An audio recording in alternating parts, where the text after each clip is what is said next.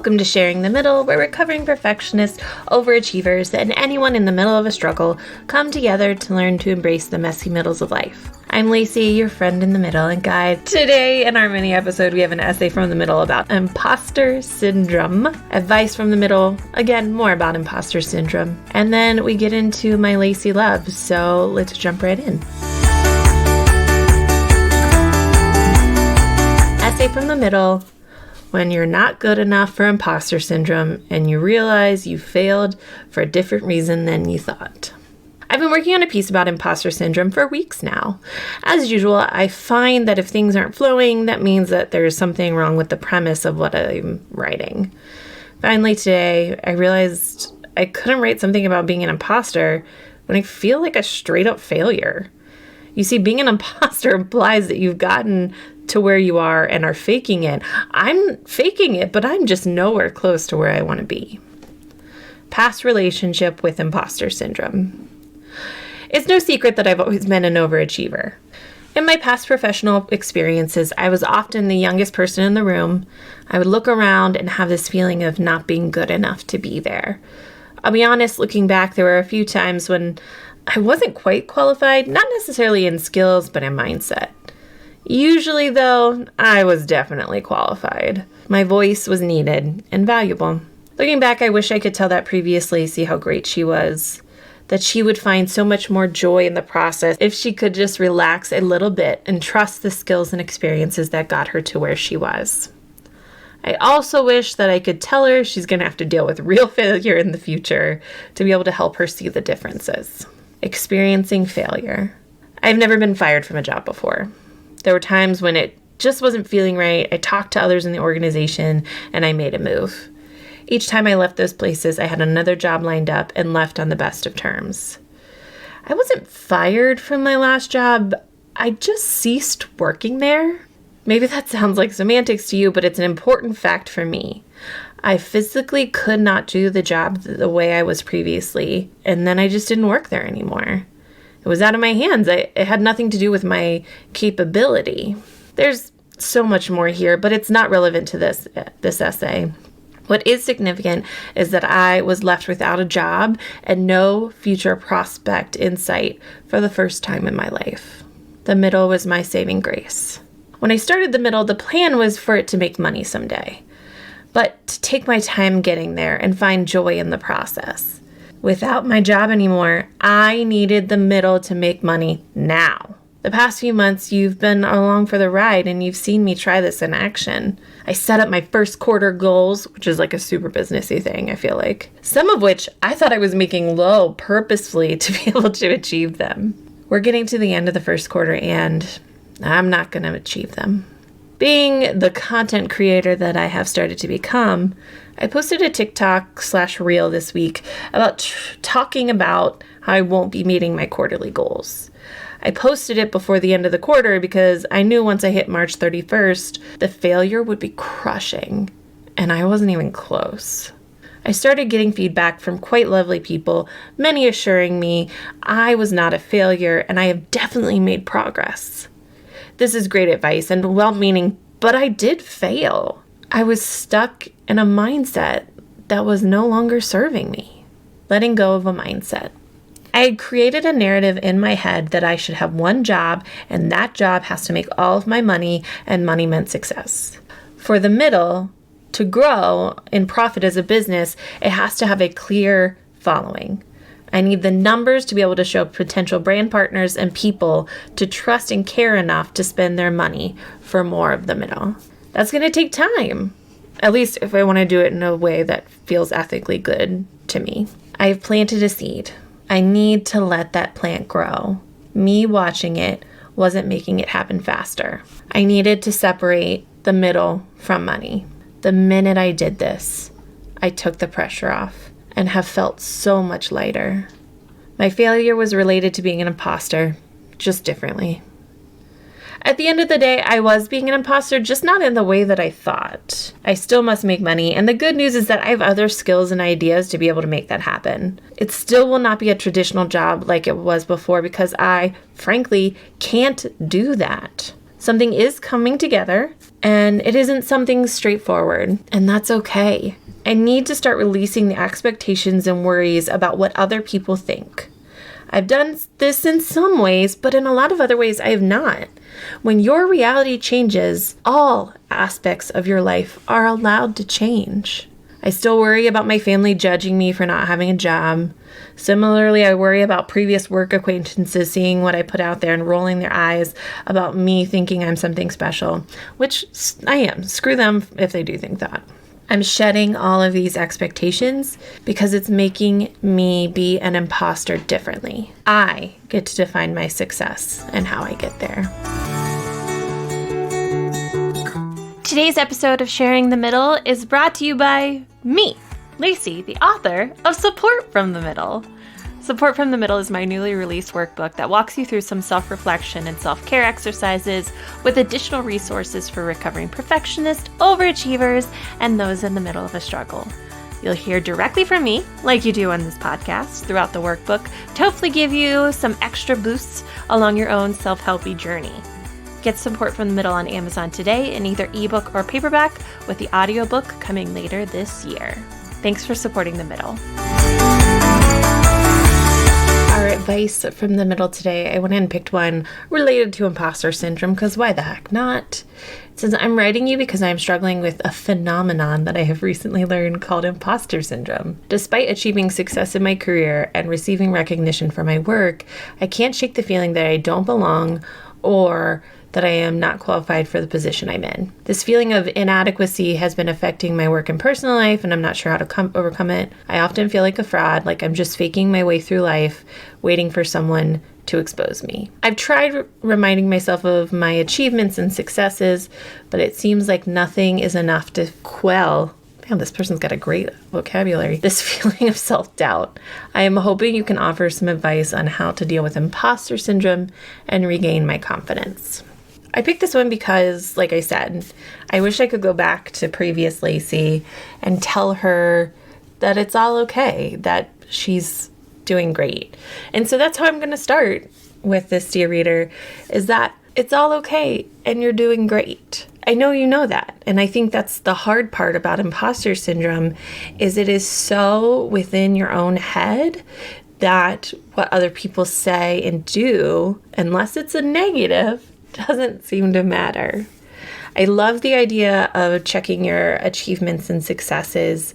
One thing that I literally am going to set up today for myself is a Notion like achievements dashboard to keep reminding myself that I am making progress and that I am doing well.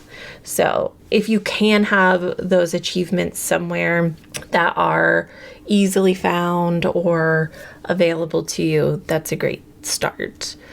I think, though, what I would love for you to think about is, what does success look like? Because at the end of the day, if you are successful, but you feel like you're not successful, there is obviously a gap somewhere within your brain that you need to connect.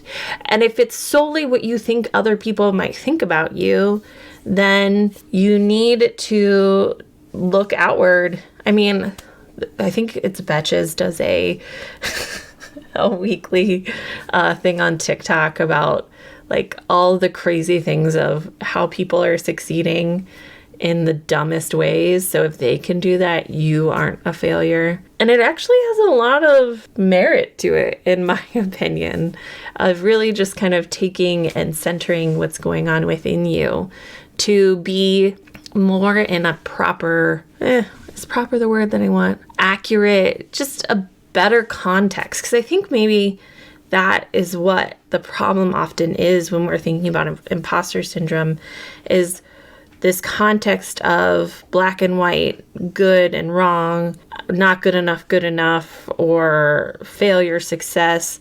And the reality is it's not one or the other. Life and everything is complicated.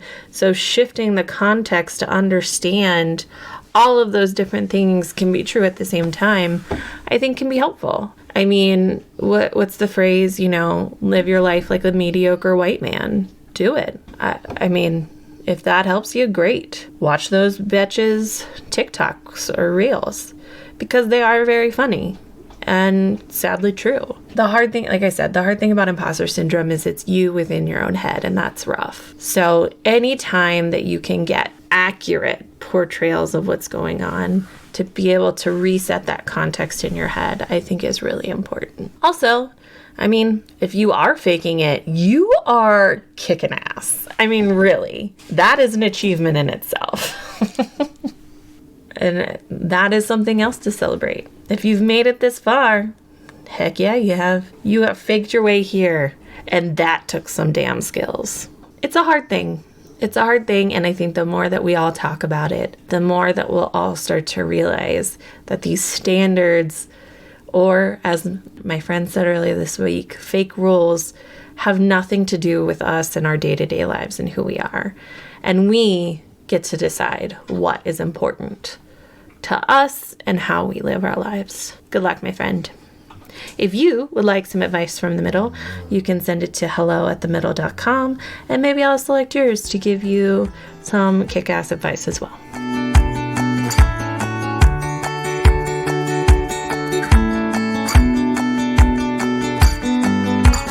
All right, my friends, we are at the end, or last segment, not the end. I don't want to think of it as the end of the mini episode today, which is Lacey Loves. And I just want to do a few general Lacey Loves because they're on my mind. One being human design. I think I've mentioned it on here before. Human design is this whole rather intense system of astrology meets chakras, meets all kinds of different things about the moment that you were born and that you were kind of imprinted to go through the world a certain way, and you've been given certain talents and energy things to be able to do that. And my human design is a manifester, which means that my energy comes in spurts, and it's my job to inform and create in this world. I can initiate action, which is great and very fitting for me. But when I'm not feeling like myself, I go into something called my not self theme, which is anger. And I woke up yesterday feeling angry. And it was such a great, way for me to think about, oh, I am feeling angry. I don't know why. I really need to think this over. And I did some internal thinking, and I talked to my husband, and there are a lot of things that make me angry. There are a lot of things that I can control to adjust that anger, and I've kind of been able to do it the past day or two, and it's been so nice, and I woke up feeling good this morning. And so, I posted a TikTok reel about this, but just, it's amazing how feeling your feelings and not suppressing them can really make a difference. The other thing that I love is spring. I love spring so much. I love the joy, the hope, the excitement of spring. It's all about possibilities, and I love that. I also love pop culture. I just wanted to say that. I actually think I'm going to start doing just a little part of the blog where I write my takes on self-culture. It's my takes on pop culture. Thank you, Lacey. Because I want to. And I care if you read it, but I don't really care if people read it because it's just about me, and I just need to get some of these things out. Like, I have opinions about Jersey Housewives. I have opinions about Vanderpump Rules. I have opinions about things. And I think as we continue to learn I just need to get them out so I can move on. And maybe other people will find joy in that too. Last but not least, my product-based Lacey Love is a wedge pillow. I joined this thing called Stack Influence a few weeks ago, and I get a chance to get a product, post about it, and then they pay me back for it. So it's like I get to try out products, and it's really cool. Anyway, I got a wedge pillow, and I friggin' love it. There's a lot of different ways to use it, like if you have acid reflux, or I would have loved it when I was pregnant. Just so many different ways. I just love it because it's just so comfortable. And I don't know about you, but I always have a really hard time finding the right level of... what's the word that I'm looking for? Right level of... not evolution. Hold on. We're going to get there, friends. What's it called when you are higher or lower? I'm going to Google it. We're going to Google this together. Elevation. Cheezel beats. Okay. I'm always trying to find the right elevation of like my neck being supported. I also am like a back and a side sleeper, so trying to figure that out is always struggling. I mean, and we all know, right? I love my bed. I love being in my bed, so anything that makes my bed better is great. What I often find with like support pillows is the transition from the bed to the pillow is uncomfortable. Like I notice it and then I can't not think about it. That's just my brain in general. Anyway, I love this because the transition from the bed to the pillow, not noticeable because it's like memory foam. I don't know. I loved it. So it's in my Amazon store front. Sorry, I still think it's funny that I get to say that. If you want one, I just really like it. And if you're a bed person like me, I'm sure you love any opportunity to make your bed better. I hope that you have a fantastic day. Thank you so much for joining me. Next week is my final Women Who Made Me podcast, and it is with my mom and sisters because they are the women who made me, and I'm so excited for you all to hear it. Anyway, thanks for joining me in the middle today.